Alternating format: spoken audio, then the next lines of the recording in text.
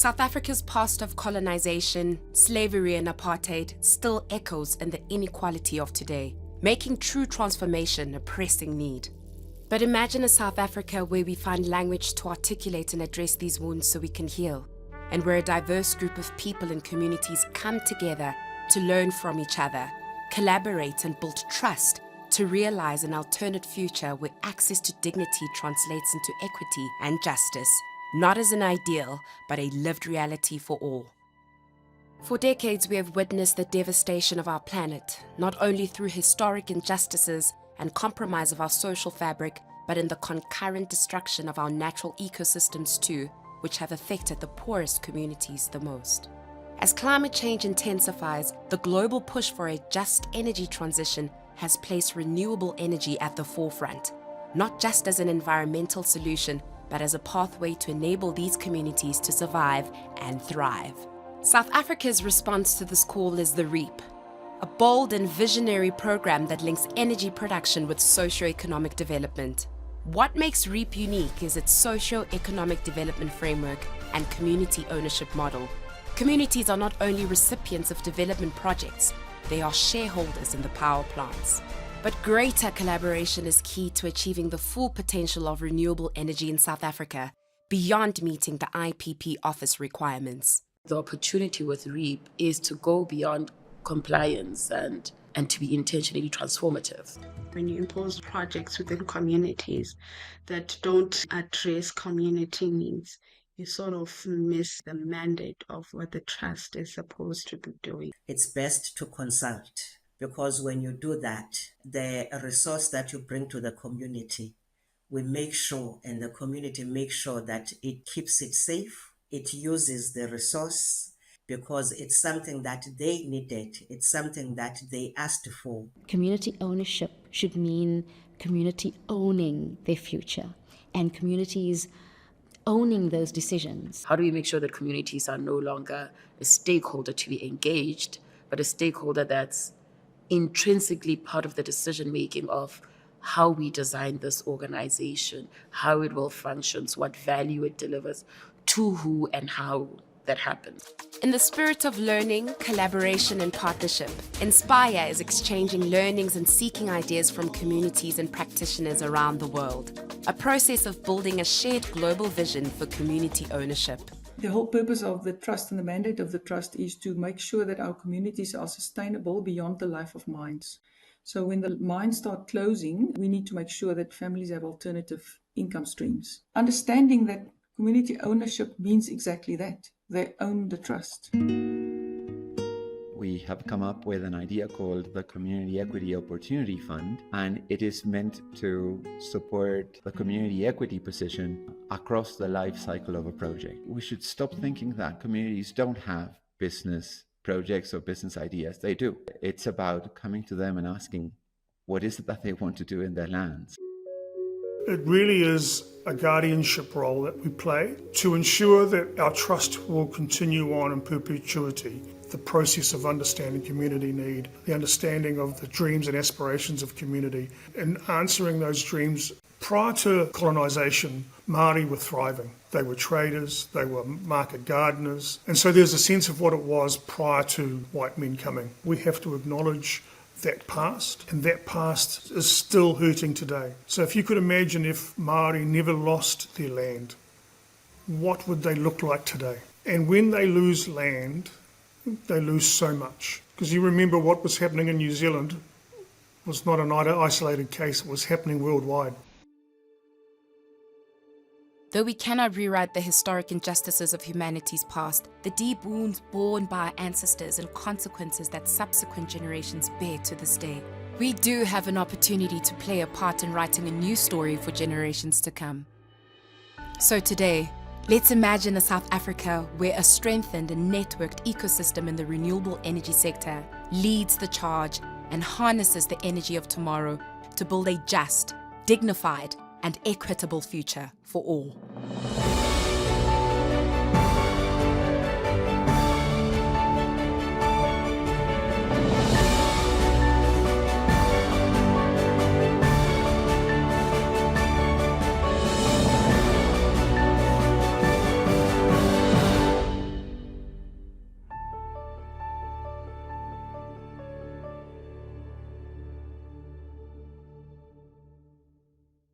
Good day, everyone, and welcome to this third Trust Matters webinar. It's part of a portfolio of initiatives for the community ownership ecosystem in the renewable energy sector to connect, learn, and collaborate for impact. This webinar is delivered under Inspire's Trust Matters and Land Matters projects, which focus on strengthening the active participation and effectiveness of community equity holders, typically trusts, and landowners in South Africa's renewable energy sector. My name is Maschaba Mabilu. I'm co-founder of Embedding Impact. We're an impact advisory with a key focus on creating social value at the intersection of natural resources and infrastructure and society. We're also a strategic and implementing partner to Inspire on a range of activities. And so today, I'm your host and excited to welcome you to this webinar on this important topic of community equity partnership in large-scale renewables. We have two brilliant speakers today who will contextualize and unpack both the complexity and benefits of developing renewable energy projects on community-owned land and share their lessons learned, as well as what the implications of this are for a just energy transition. So we have Juan Dumas, who's co-founder and partner at Meliquina, a firm that is pioneering community equity partnership models in renewable energy in Latin America. Hi, Juan. We also have Methuli Mbanjwa, who is co-founder and director at Forethought Capital, which is a project development services company currently developing renewable energy projects on community-owned land in South Africa. Just before we dive into the discussion, I'd like to take a few minutes to set the scene of how we came to convene this webinar today. Inspire, which stands for the Initiative for Social Performance in Renewable Energy, is a not-for-profit company that was registered in 2022 and has a core team and implementing partners working on various grant-funded activities that aim to advance socially sound, large-scale renewable energy in South Africa. And some of these programs have included initiatives that support social performance practitioners, IPPs, community trusts, all of them to shift from this fragmented, compliance-driven practice to more strategic models of benefit sharing, of governance, and socioeconomic impact. So Inspire's perspective is just rooted in the understanding that the renewable energy sector's legitimacy is measured partially on its ability to deepen socioeconomic impact. For some of you who are not familiar with South Africa's renewable energy procurement program, we call it REAP for short, is that it's really an ambitious and somewhat successful initiative led by the Department of Energy to procure renewable energy generation through a competitive bidding process that integrated cost competitiveness and economic development and social equity. So what REAP did is it incorporated some mandatory requirements for renewable energy projects to contribute to national development objectives, particularly local communities surrounding these project sites. One of these requirements is community ownership, with the earliest bid windows in REAP requiring a minimum of 2.5% of community ownership. And that was for communities that are either within a 50-kilometer radius of the project or in districts and regions surrounding those projects. And some of this community ownership has predominantly been structured through community trusts. So you find that community trusts hold on average 8% equity in rounds 1 to 4 projects. And we're aware of in excess of 50 active community trusts linked to REAP. And so this is a global precedent. And we've had the privilege then of being able to share these insights and learnings globally around just this integration of economic development into renewable energy procurement, saying that, we've sort of set a footprint for what a just energy transition looks like. As part of this, we genuinely believe that community ownership presents a significant opportunity for enhancing local community engagement and benefit sharing from renewable energy. But we've also learned that some of these trusts have been plagued by various challenges that impede their capacity to act as true vehicles for community ownership. And so when I met Juan in Colombia in the middle of the year, we were sharing some of the work and insights from Inspire's Trust Matters project, which is now in its second year of implementation, and which has focused significantly on capacitating community trust in REAP through mobilizing community leadership to drive potential impact. And part of this, we've done some deep dive analysis of the community trust ecosystem. We've had engagements with the entire community trust ecosystem, from trustees to administrators to the IPPs themselves, as well as the IPP office.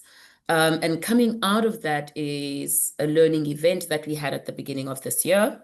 We've had regional workshops throughout the year, and we've also developed a trust maturity framework and a self-assessment tool that is linked to that. So when we were discussing some of these challenges around how these learning and capacity building efforts are really around addressing this particular issue of agency and empowerment, I remember Juan being confused, right? To say, if trusts hold equity in projects already, and when projects are on their land, what do we mean by they don't have agency and decision-making power in relation to projects?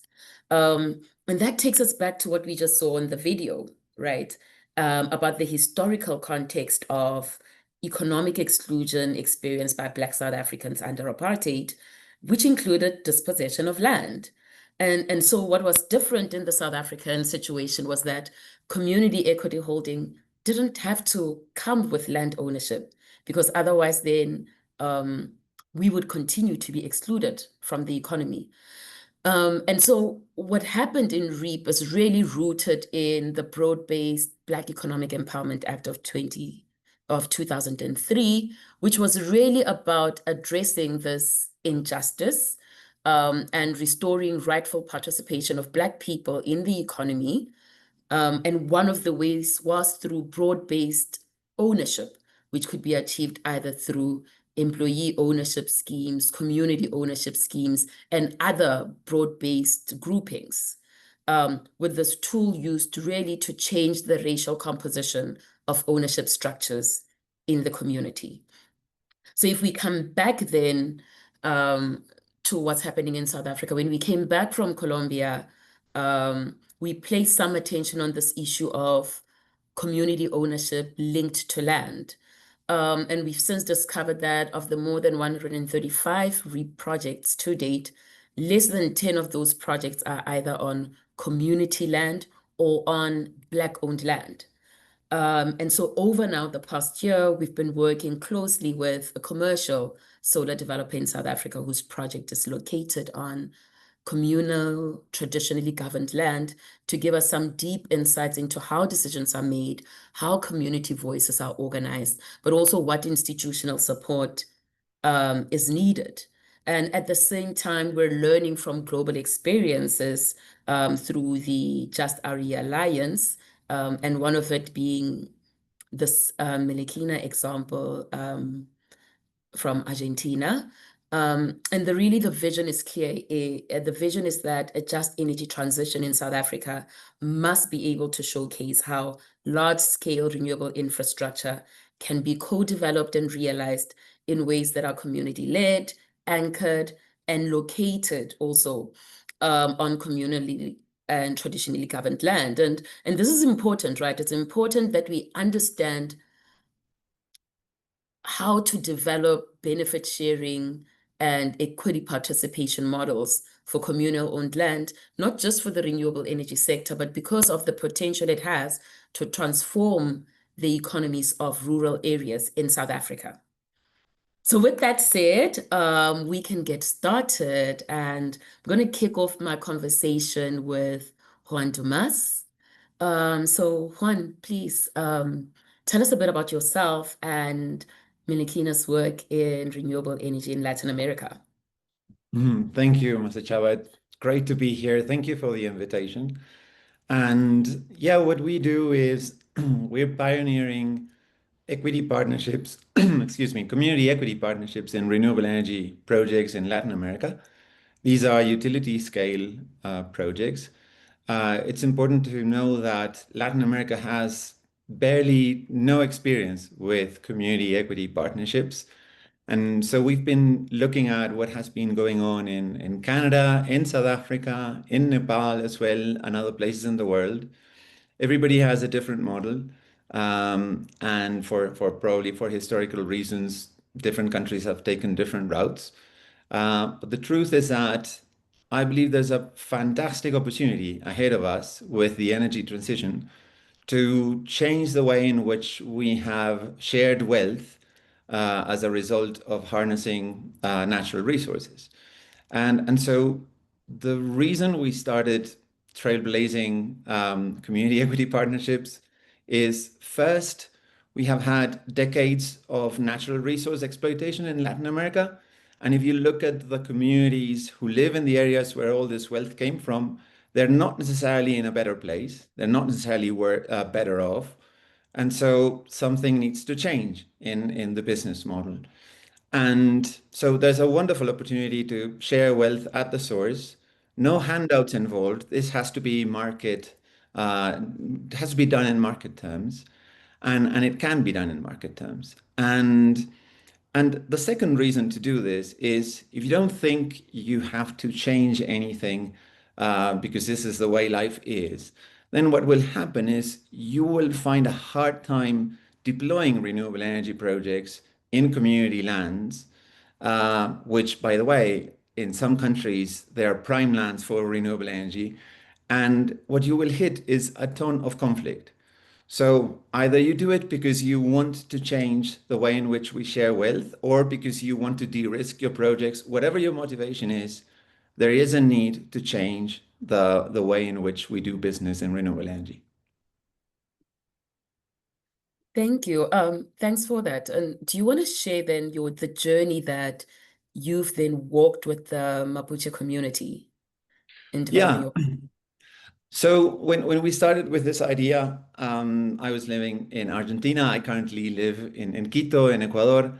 And we started exploring a potential project with a Mapuche indigenous community. They're called Miyakeo. And we went to them and said, you have the resources here. There's wind, there's sun, there's electrical infrastructure already, there's good access roads. So you seem to have all the ingredients for a good project. Now, we would love to do this with you as partners, or maybe, you won't, if you say no, you will never see us again. It's not that we're going to be offering like the football field or the school or the health center. We're not here to offer handouts in exchange for you saying yes for a project. We want to do this project with you as partners. And it's interesting, some communities that we visited rejected our proposal because they thought it was too good to be true, right? And so yeah, we have a long history of distrust, and it's absolutely reasonable that they would not trust such a proposal. But one community, the Miyakeo community, said, yeah, we really like this. It is the first time that a company comes to us without an already packaged project and is telling us that we can do something together. This is what we have always wanted.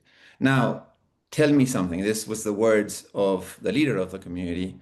All we have is goats. And this is you call it a small project, but it's a $16 million project. So how do we become equity partners in such a project? And so for us, that was the beginning of the conversation. And we believe that communities can actually add value to projects without the need for handouts. So what can communities add? First, they play a role as co-developers with us, which means that they will push for all the permits for the projects. And the truth is that when communities ask for permits in their lands, the permits come faster than if it is us asking for those permits. Second, when communities invite banks and investors to invest in a project happening in their lands, the investors can see two things. The first one is that that project is sort of de-risked against social opposition, because it's the community that would oppose the project is actually the community inviting the banks to invest. And secondly, this actually delivers much better social results and social performance than traditional renewable energy projects, because we know well that traditional renewable energy will generate some jobs during construction, but then there's very little to show for during operations. And so when a community owns now an asset and then has dividends over the life of a project, then that can be transformative for their economies. And so that means they can attract investors and banks. And third, and this is something we had not thought of, but happened, is that the communities can actually interest companies operating where they live to actually buy the energy that we can produce together. And so they can actually, interest now an off-taker for the project. And so this means they're adding value. How much that is in terms of, total value, it's difficult to put a finger on it and say, yeah, it's this amount. But we know it's certainly not zero. So what we decided to do is share the co-developers' sweat equity equally between the community, us, and a technical partner. The other thing the community can do is they can contribute the value of the use of the land. So they have two options here. One is if they are short on cash and they want to receive a yearly payment, a land lease payment, they can do that. Or we can calculate the net present value of 20, 25 years of a land lease, and they can contribute that to the capital of the project. That's very clearly, that's easy to determine. There's a market value for that, and it's a simple calculation. And then the third thing the community can do is they can get a loan. I know it's difficult, we'll talk about it, but they can get a loan and they can buy into the project and get a larger share of the equity. So that's what's happening in Argentina today with the Mapuche Miyakeo community. They've been the developers of this project together with us. And if all goes well, we will build it next year. All permits are in place. We're already talking to banks that interestingly are willing not only to provide the debt for the construction, but also the equity loan for the community to buy into the project. So let me stop there, but that's an introduction to what we're doing. It's amazing, Juan. Let's start with your entry into the community and how you break through the issue of trust with communities. And I'd like to wrap into it one of the attendees' questions on how you selected the land for the project. Yeah, so I think that trust is an issue, will always be an issue, especially when we have decades of a really sad history, if not centuries. And so we must be very clear that nobody's going to trust you, at first sight. This is something that you build together. And it actually goes both ways, because the community also has to take a leap of faith and say, I'm willing to give this a try and behave as a business partner as well. So it's actually both ways. And the only way to do it is to walk the talk, right? So if you're saying it looks like you have a great potential for a project here, let's start first with mapping your own lands. And so this responds to the question from Leticia. So in this case, for example, the community owns a big piece of land. I don't know how to change it to acres, but this is 9,500 hectares. And this community didn't have the title to their lands. We worked with them to get the title to their lands. And once they got the title to their lands, then we started the development of the project. And so the interesting thing here is that we started first by asking them, where wouldn't you do anything for all the money in the world? Like, where are your spiritual places, your environmentally important places, culturally important places? And let's map them and leave them out of a project. And then when you have that clear, you can start working with the engineers and say, okay, it looks like this is the right place to start, or these are three different alternatives where, we could build something. And we came together to an agreement on the site for the project. And this occupies 42 hectares of their land. And so that required some work within the community because there was a family that was using part of those lands for their goats. An agreement was reached, and then we moved forwards in developing the project there. Thank you. In South Africa, whenever we've got a conversation around community ownership and community participation, particularly in, throughout the project life cycle, there's this conversation around the community's capacity to actually effectively contribute or to be actively involved throughout the project development cycle. Has this been your experience? Did you encounter it? And if you did, what are the ways in which you enabled this capacity if it was needed? Yeah, I think that definitely communities need support to engage as business partners in a renewable energy project. Now, I think, at least in our side of the world, it is important not to underestimate the community's capacity to engage in business transactions because they do this every day. It's just that it is a different scale, right? And so the important thing is to translate what they do in their day-to-day business to a larger project that will take more capital and more time to implement. But essentially, it is essentially the same concept, right? And so, yes, there is some capacity building needed in terms of how the technology works, how finance will work. They need to be able to see a financial model and understanding because they will get access to the same pieces of information that we have access to. They are real partners in the project. So they have to understand absolutely everything. They have to understand why the IRR is so important. And so if we start asking too much of the project, then the IRR will come down. And so we have to have that conversation together. And so, yeah, we've done plenty of training for the community. And I have to say at the same time, we have learned a lot from the community in terms of what works and what doesn't, right? And so I think it goes both ways, but on the technical and the governance and the finance side, yeah, some training is definitely necessary. Great. So, going slow and going with the community and even investing in some of that capacity building takes time and takes resources. Did you have some financial support or some institutional backing to support this journey and considering that it's a choice you made, right? To co-develop with the community. So I have to say that, so let me disclose something first. I used to work as a mediator in social and environmental disputes, working for development finance institutions around the conflicts that emerged in projects where they had invested.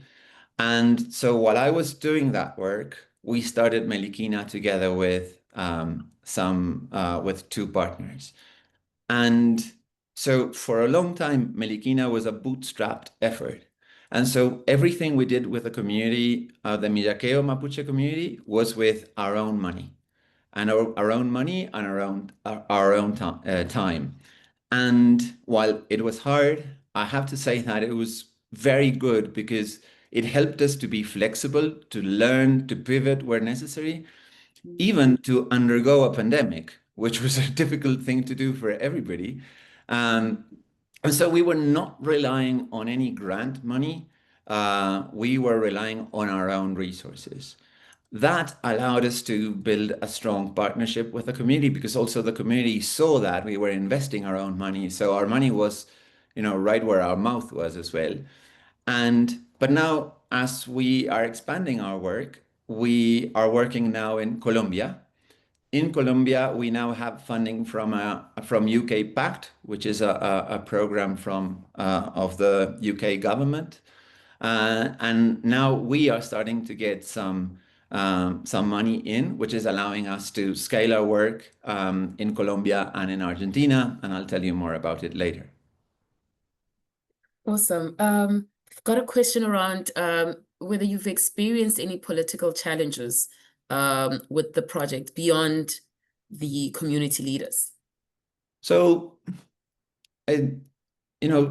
there's always politics happening, and you're never, completely exempt from the political dynamics in a place. Now, what I have to say about the province of Neuquén, where we are doing this project, this is the north of Patagonia in Argentina. Maybe I should share a picture so that everybody can get a sense of what the land looks like. I'll do that in a minute. But the interesting thing is that I believe that equity partnerships done in the right way are useful and interesting to everybody. So even, for the government or for the groups in opposition to the government, if this project is done well, then everybody has something to win. So what I have seen is that despite the many political fights that you can see in the province, as in any other province, this project was left alone to grow on its own, and actually, So I don't see politics playing, being an obstacle for this project to grow. If this project goes well, it won't be in spite of politics. Mm.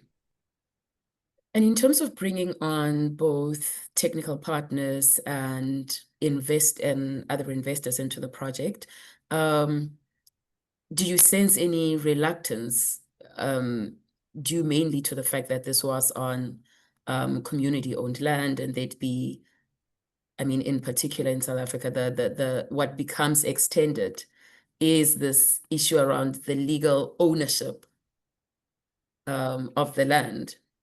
Yeah.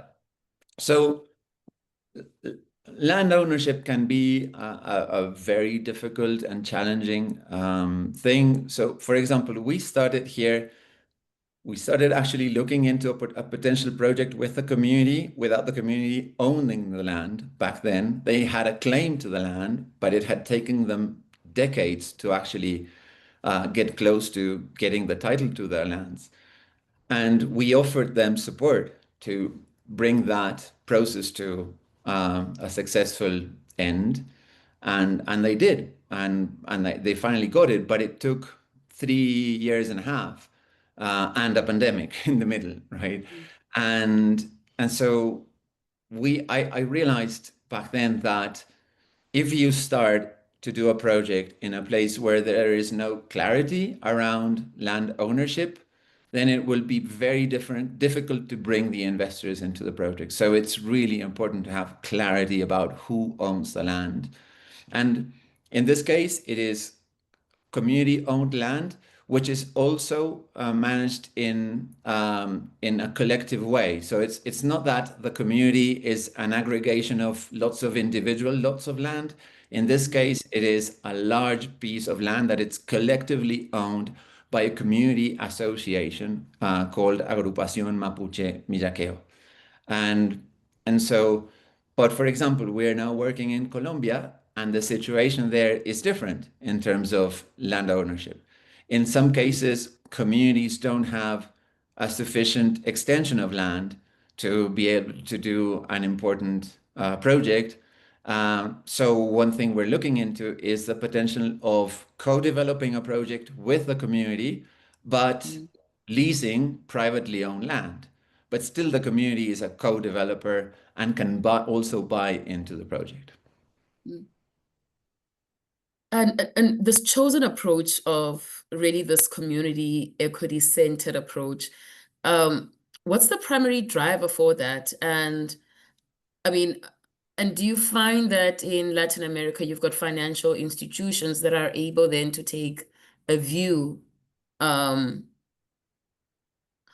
community and provide some competitive financing because it's Yeah, so those are two very important questions. And the first one, what's driving this?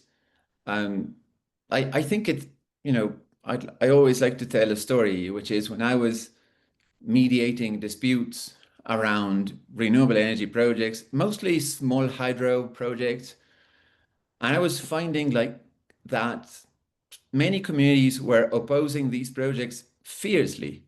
And I wouldn't see that the impacts of these projects merited such a high intensity, such a high level of confrontation. So I started having off the record conversations with some of the community leaders. And my question to them was, if this project was yours, would you build it or not? And the answer was always yes. And so to me, it was quite clear that the problem was not with the impact of the projects, but rather because the problem was with communities feeling once again excluded from a business opportunity happening in their lands. And so if we couldn't find a way in which they could participate in these projects from scratch as owners, not just as passive beneficiaries, but actually with agency in being able to say, I would like the project to happen here. Yes, I'll fight for this project to get its environmental license. Then that's where you see real respect. And I think the communities were asking for respect and were asking for a chance to be included in a business opportunity. So I think that's what drives this approach. And secondly, with regards to financial institutions, I think that there are some state-owned financial institutions in Latin America that are taking an interest in this approach. I think South Africa also has something similar. And so we're in early stages, but I would say those banks, yes, they're candidates for supporting these types of partnerships. And I also believe that international development finance institutions, they have a role to play in these projects. We could go on forever on what Canada has done because they've put together a series of incentives, both regulatory and financial as well, using provincial balance sheets to guarantee equity loans, and they've made huge headways into mainstream community equity ownership. But we're not there yet. They've been doing this for 30 years. We're only starting, but I do believe that DFIs can play a really important role here. Yeah. I'd like to bring in Metuli. You have some questions? Yeah. Thanks a lot for that experience, Juan. So there's actually a question that's similar to one I wanted to just bring in. That's on the participant's question, I think, from Takalani. So what other considerations do you have, to approach a community and for it to be fit to meet Meliquina's approach? From my end, I just wanted to understand a little bit more about the market structure for renewable energy in that context. So that is something from our experience that's important in South Africa, because at the end of the day, there is a driver for that project to be developed, specifically offtake, and where that procurement program, or if not a procurement program, the procurer of electricity is able to guarantee that power purchase agreement for the lifespan for which the project will be financed. So that's maybe something would be nice to just understand broadly, particularly because if you are bringing the community to also be co-developers in projects that's also privately owned, then there's maybe some form of driver for that participation. Yeah, thanks. So On the characteristics of the community, I'll get back to that in a second, but first let me answer the second bit, which is the market structure that you were asking about. And so it's different in Argentina and Colombia, but what I would say is you have mostly two avenues. So one is public procurement, and you have the bidding processes. There are no incentives for or additional points for community-owned projects. There are simple traditional bidding processes. And also you have a private market for energy. So you can actually play in both market structures. What we are trying to do in Argentina is to look for an off-taker that is interested in actually buying the energy from a community or a community that co-owns a project. We believe that's probably the cleanest way of doing the first project. But we do foresee that in the future, if communities are co-proponents of projects, there's no reason why they could not participate with their projects in bidding processes as well. And again, if we look at Canada, they've done a fantastic job at establishing some regulatory incentives. They didn't mandate community equity ownership. What they did is they started structuring like additional points if you have a community as an equity partner, or they established some quotas for community-owned projects. Only last year, they established the first mandatory equity requirement at 25% in the province of British Columbia. But again, these are things that we can learn from, and every country will have different characteristics or features where you can do certain things and not others. And as for wood communities, what are the characteristics of the community? Just in the interest of time, I will say that we have a due diligence tool, because just as you analyze whatever business partnering you're having initial conversations with, we need to analyze whether the community that we are approaching can be a good business partner in a renewable energy project. And not every community can. There are some requirements for us in terms of internal governance. Do the communities have clear leadership? Do they have some form of accountability? Do women participate in decision making in the community or not? And how do they manage resources? What are their relationships with other stakeholders, neighboring communities, government, other companies? So many issues. I'm just naming some, right? But there are different aspects that communities, somehow need to meet to be potential partners. And it doesn't mean that you will find the perfect community to be an equity partner, but it's just knowing that they have some basis of accountability and good governance. And with time and some support, they can actually get to a point where they can be really good business partners. That's our approach. Sure. Juan, at the beginning, you stated the community's uncertainty around how they'd be able to contribute financially to the development of a project. And do you want to share the blended financing approach you guys have considered for the project? Yeah. So for this project, so there's two things. One is how we are planning on structuring this project, and then the other one is how we are trying to solve the issue of access to capital for the communities. So let's say we're all very successful and we can develop several projects with community equity ownership.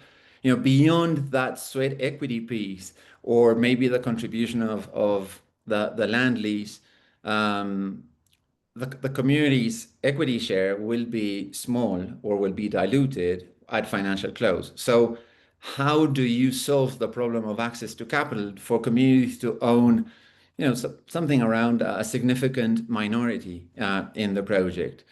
And so in this particular project, what we're doing is we're speaking with an impact debt provider who is interested in providing an equity loan for the community. And that is, alongside a traditional project finance approach with an equity provider and a loan, someone who will provide a loan for construction. Now, for the future, we are structuring a fund that is actually the purpose of the fund is to try to solve this access to capital issue. So let me show you a slide very quickly. Let me see if I can find it. Yeah.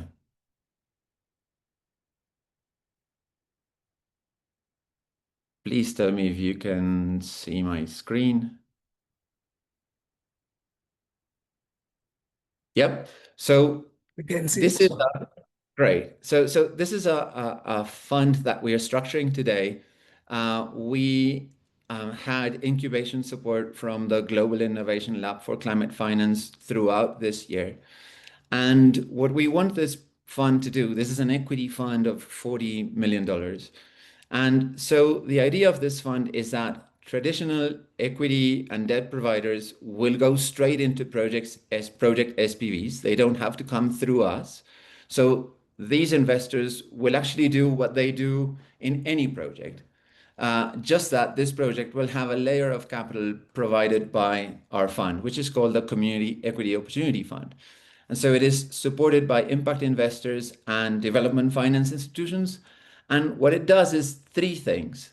The first one is it provides a loan plus some technical assistance at the early stage of the development stage of a project. And the loan is provided not to the community, but to the project SPV. And so when the project reaches financial close, the loan is repaid. Now, the community has been diluted now, let's say from 33% to 5%. And so for the community to actually regain a significant minority position, what we do is we make an equity investment in the project, let's say 20% of the equity of the project, and we hold that for the community to buy us out. And so we make that investment and we help the community get an equity loan. And that's done through someone who provides a guarantee and then a commercial bank who provides a loan to the community. And then the community buys us out and it stays in the project for let's say 25% of the equity. This is what we have learned later that is called an impact enhancing exit. We didn't know that terminology. But we really like it because what you're doing is you're buying into this project, but you're planning for your own exit in favor of the community. And you're helping the community get this equity loan. And that's what we're trying in our project with the Meliquina community right now. So we're testing this in real time. Yeah. Juan, this is really amazing. And I think it's really advanced in just in my mind how just breaking down the project development cycle and the implementation cycle to small pieces that it doesn't require a sizable investment ahead or at a certain point where the community feel that they don't have capital for it. So I like the approach because then you bring in the community at various stages, but it becomes clear what that stage is going to mean in terms of equity participation. Do you then bring in, financial, inclined people to explain to the community what this means? Initially you are 35%, now you are 5%. Does it actually make sense in terms of the numbers? Do people understand that they're not losing anything? In actual fact, they are gaining more value in terms of the project size and the project value, as opposed to equity percentage. So that's the one question. The second one is, once the dividends get paid and you are now towards, let's say conceptually, because the project is still, at this stage, do you already have engagements with the community on what will the funds that will be derived from either the dividends or from the rental, how those funds would be used? And is that something that Meliquina takes as its own responsibilities in terms of facilitating that conversation, or is it up to the community to decide what they want to do once the funds come in the future? Yeah. So in response to your first question, we have extensive conversations with the community about what dilution means and how it happens and why it happens and what are the different tools that the community has to avoid it. So yeah, that's not a one-off conversation. That happens from the very beginning.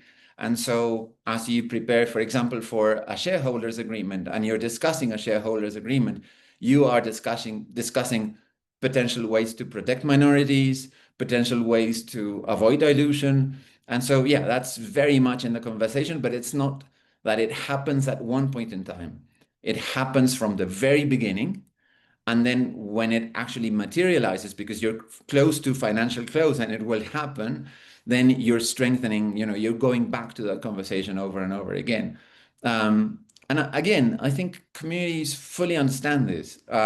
It's just that it needs to be explained, using examples from their life, from their daily lives. But they get it really quickly. We don't have the time now, but I have really good stories about how much I learned in this process with the communities when maybe I was underestimating the community's ability to understand what we were presenting on screen, and they got it like really quickly, and it didn't need like such a stupid explanation on my end, right? And now, and you had a second question. Sorry, can you remind me? Yeah. So the second question is just around the use of funds, because now it's the community, and how will the funds be used once the dividends have been derived from the project revenues? Yeah. So we have a principle that we are equal partners with the community. So we have no right to be paternalistic with the community and say, this is how you should be managing your dividends. We know that there is a risk for the community if they get flooded with money that is beyond their capacity to manage it. This has been documented everywhere in the world at different scales, so we are aware of that risk. But at the same time, we don't think we have the right to come to the community and say, you should establish a trust fund, right? We don't think that's our place. What we do, and this was a difficult conversation for us with the community, but what we did is we said to them, listen, we have no right to tell you what to do with your money because you have no right to tell us what we do with our dividends. We are partners, right? Yeah. But we would like you to know what other indigenous communities have done in other parts of the world so that you can make an informed decision about how you want to manage your dividends, right? And that's how we introduced them to other people who have done trust funds to manage wealth. In fact, how communities in Canada have separated their economic life from their political life and how important that has been for their economies to grow.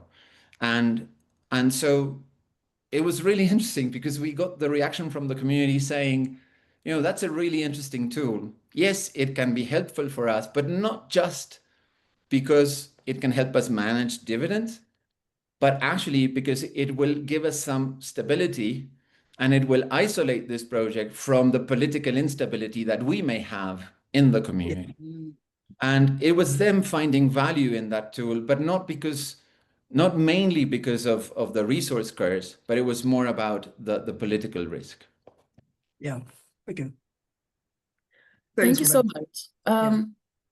Juan, I'd like us to shift a bit to Metuli's project so that we can start talking about some parallels. So Metuli, maybe you want to briefly start by introducing yourself and your project and the work that you're doing.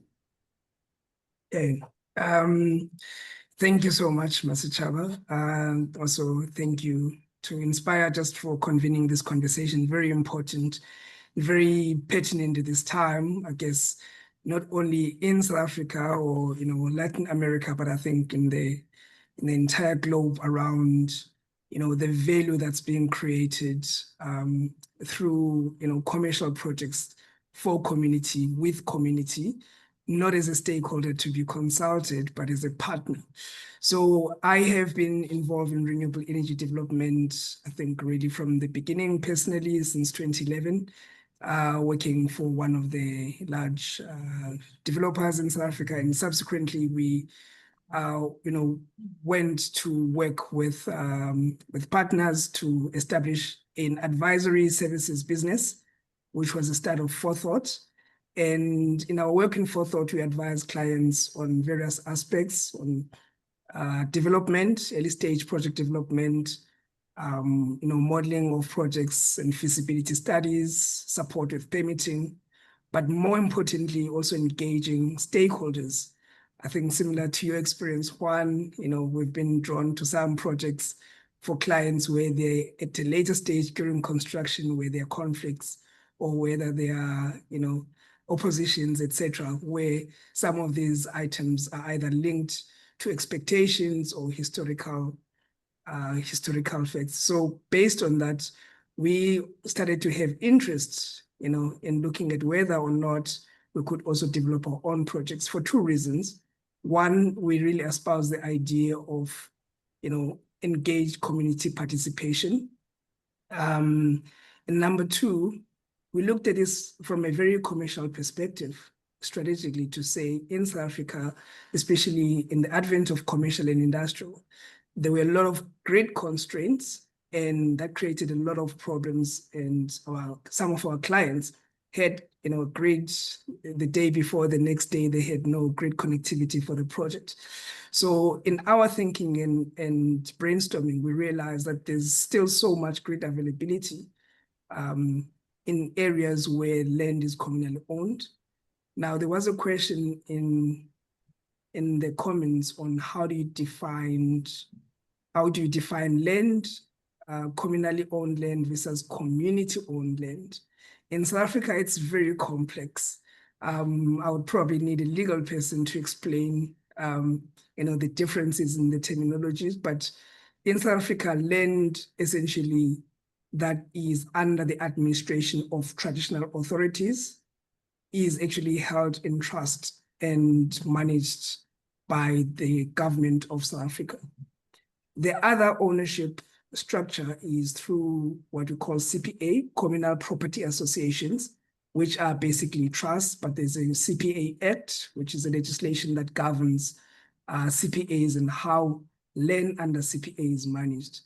And the last structure is where land is actually owned directly by communities, either through a traditional authority. So the example, for example, would be Ingonyama Trust in KwaZulu-Natal, which is a unique situation in South Africa.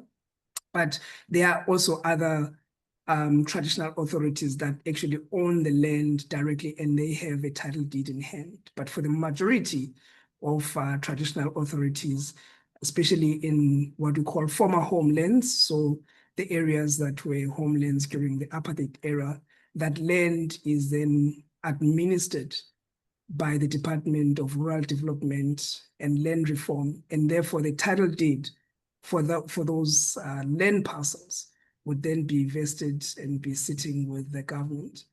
The second complexity is that the land is very vast. You'll have acres and acres of land, and it's not necessarily subdivided according to a village or according to an area, unless there was a reason to do so. So essentially, when you find in a village, let's say in the Eastern Cape in Zinyosini, and you want to develop land, that land parcel that you're talking about involves maybe 10 other villages. And so the requirement then for you to deal with the land aspect means that you have to start on a process of defining the space that you want to have for a leasehold, and then establishing a subdivision process. That means that you're now defining the land area. And in other instances, the community may well piggyback on that process to say, could we then just define the survey areas for our own land, and there's a whole lot of history behind land in South Africa, as we know. We also have had an instance where the land that we've been developing a project on, or prospecting on, was initially consolidated. So the land was procured or bought by government from farmers, and this is now looking at 30,000 hectares of land that was consolidated into a single piece of land. And now again, we had to go through the similar process of having to first subdivide the leasehold area before that process could then define where the lease is. Now, who owns the land? And this is the question that a commercial person or a legal person or bank or a financier will ask. Do you have the title deed? And how is the lease going to be administered? So in South Africa, the government has a policy called State Land Disposal Policy. And the State Land Disposal Policy defines how land can then be given over for a defined period to a commercial entity to use that land either for farming, for any other commercial interest, for industrial process, in this instance, for renewable energy. And this has also happened a lot for farming, for service stations, and for malls in rural areas. And so there is a precedent somehow of this process having to be undertaken that way. Renewable energy, though, on the other hand, brings a different complexity, that it's a much bigger piece of area that is required. Sometimes it traverses different pieces of land. And so you have to now deal with multiple parties or multiple stakeholders in defining who owns what piece of land and etc. Now, the main experience that we've had around how villages operate is that people use land. There is no cadastral boundary that crosses through their veld where the cattle or their goats or their sheep graze. They just know that this is a communally owned area, and sometimes people from different villages use the same area to graze. Now you bring in a project and say, can we define the land according to cadastral areas? Already you bring in a source of conflict, because now you are saying, well, we must define this area according to this village or that village or this area. And so land ownership in South Africa is very complex, and therefore one has to think about the long-term partnership. And I like the discussion that Juan had around, you start early, because then if you come with an adversarial or a counterparty thinking rather than a partnership approach, all the conversations will be very difficult to find solutions to.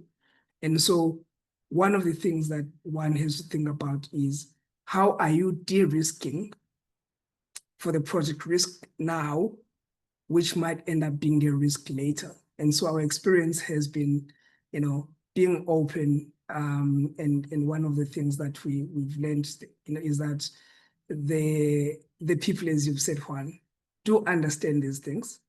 Sometimes they can be complex, but if you take the time to explain how they work technically, and especially the bureaucratic process, which is what the State Land Disposal Policy requires, one has to then take the time to explain that you may then, as a community, give us a resolution to say you may develop the project here in this area, but we need a lease agreement, and that lease agreement means that we must involve the government, and the government has a policy within which they define and then guide a process on how a lease is issued.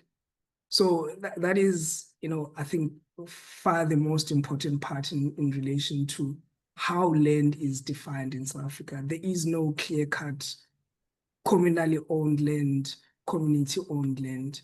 There will be different contexts within which that land is defined. So But in our instance and in our case, in our experience, we've worked a lot with traditional authorities. And so one of the important things with working with traditional authorities is protocol, right? And understanding the cultural values. So the people once said something about governance. So people are already governing themselves. So you can't really come and force a different approach of how they must operate.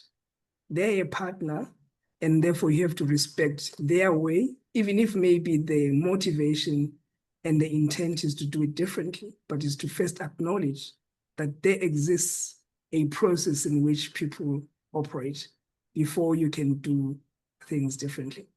So our perspective has been, we have to come in, we have to understand how things work. And what does that do from a commercial project development? It slows down your process. So you already have to know that your timeframes, in fact, similar to you, Juan, we completely underestimated some of the responses we would get from the community, but in both ways, where we thought communities wouldn't understand, they completely understood. And where things we thought they would take very quickly for them to understand, they took longer, not because they don't understand, but they wanted to have ownership of their own decisions and what they are supposed to do. So we'll come and have a discussion and present to a traditional council. And everybody agrees that we support this project. And then we bring in a letter of consent for them to sign, and they refuse. They said, no, we just agreed with you. Now you are giving us a legal paper to sign. How is this possible? So we have to come back another day. In fact, we have to send the documents for them to review, to sit on them, to be comfortable with them, so that they don't feel that everything is being done under duress. So that has been our experience. So then coming to maybe, I think I just wanted to color in that part, but just then coming to the value of, developing and partnering with community in projects. So there are many possible benefits, structures, and opportunities that exist already historically in South Africa based on the Renewable Energy Procurement Program, but also based on the policies and legislations like, broad-based economic empowerment, social labor plans that are in the mining space and resources. So there's already an understanding that there has to be an aspect of community contribution from commercial projects, especially infrastructure projects. So in renewable energy, if I would summarize it, there would be different means in which the community could benefit. One, it would be through those economic development structures, as it's called in the RIPP program, meaning socio-economic development contributions. And yes, those are structured as handouts, if you like, and enterprise development. But the idea is so that they are structured with a long-term goal in mind rather than solving a short-term problem. But how do you change the context of the community so that they can be self-sufficient and self-sustaining in the past? And this is one of the things that we've been advising clients on. And so we had the opportunity now to say, how do we think about these things if we are doing our own projects? The second one is equity participation. So already within the renewable energy program, there has been a mandatory equity participation that's been defined in the bid documents, and that already was the advent of the community trust, and those have had mixed experiences, some really not so great, and others they've been working okay. But in the end, there are lessons to be taken forward. And so also working with Inspire on trust matters and looking at what can be learned and how models can be considered.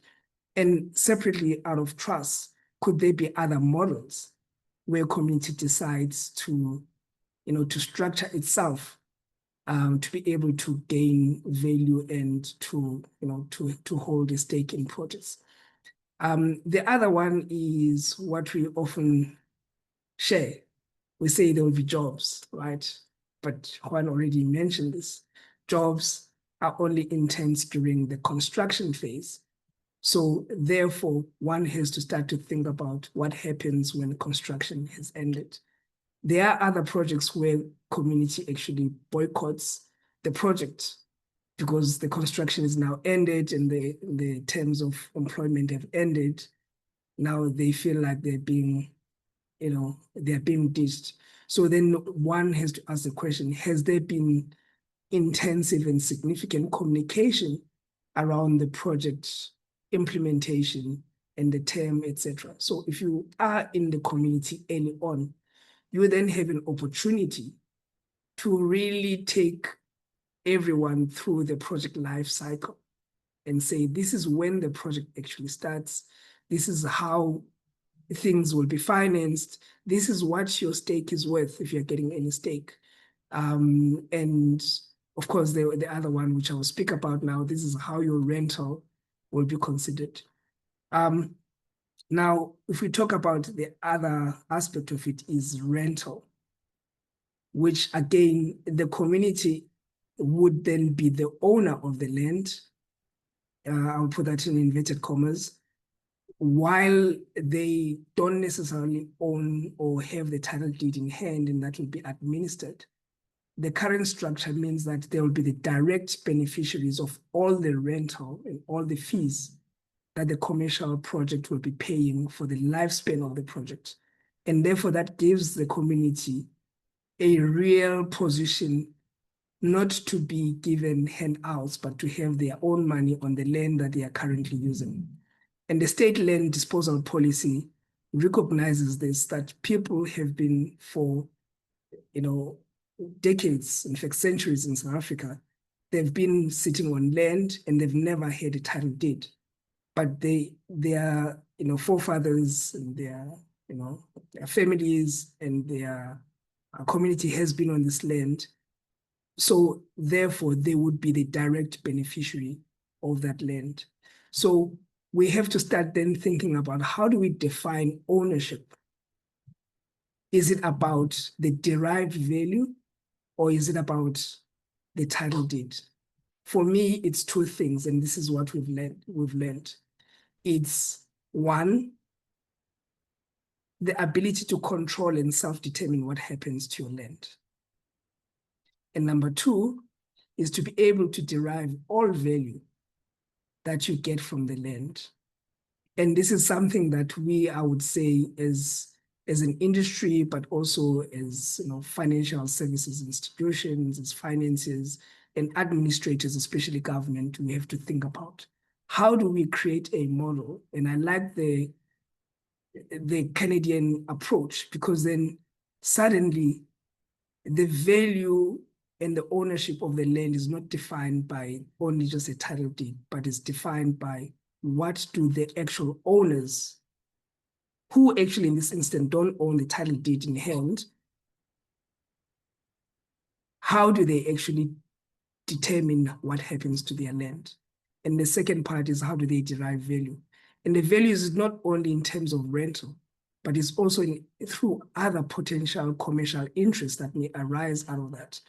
For a renewable energy project that's privately owned, you may then have to consult a bank. If a farmer has a property and that land is bonded, you go and speak to the bank and say, could we agree on terms of this project to make sure that we ring fence the projects in terms of then the project continuing, regardless of how the owner or the title owner performs in terms of their debt repayments, etc.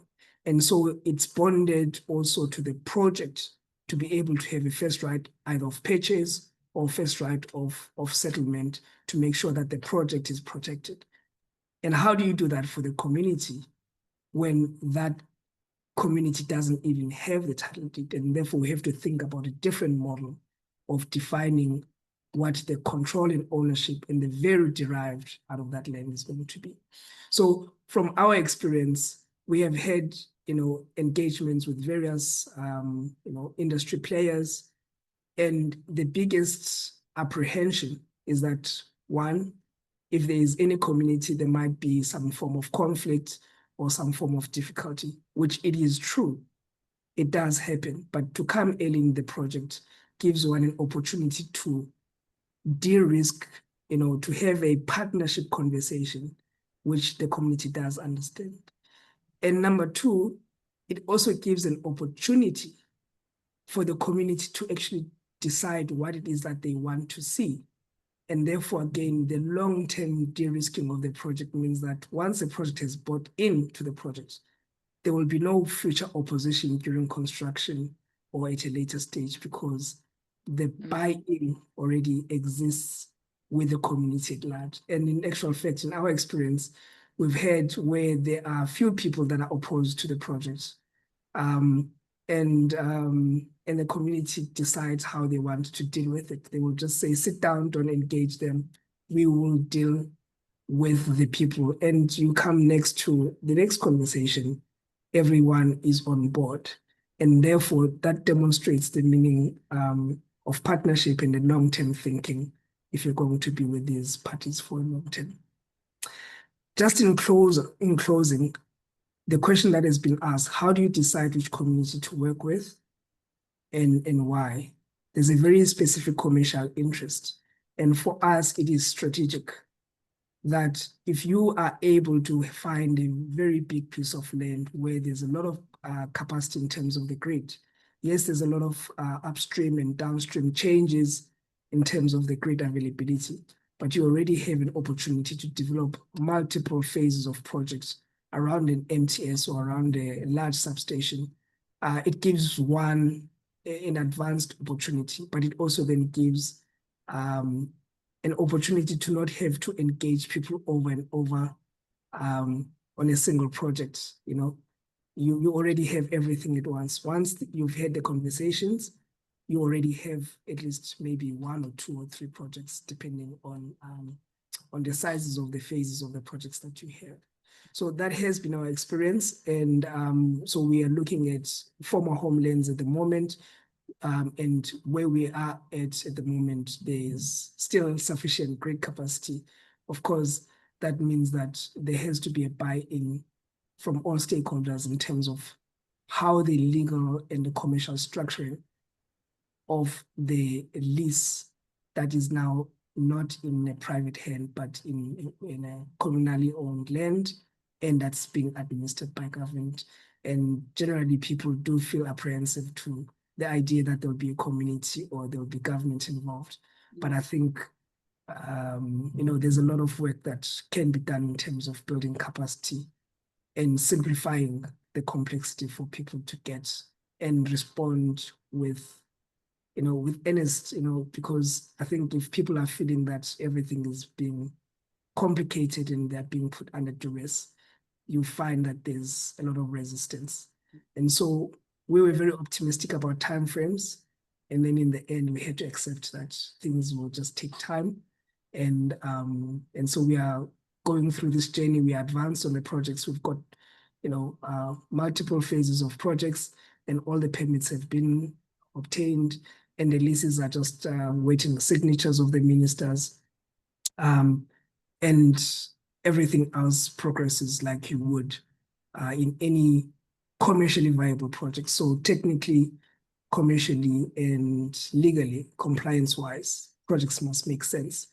Yes, there's a community value, but all of those things must still make sense ahead. So I'll pause there. I have to stop you there, Methuli, because we are out of time and the questions are coming in. I'm already thinking we may probably have a second session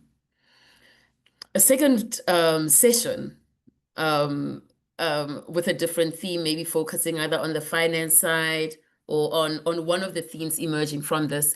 Juan, I just want you to quickly, you had a question for Methuli, and then maybe give us your closing just comment on why this is such an integral and important part of the just energy transition that is worth investing in.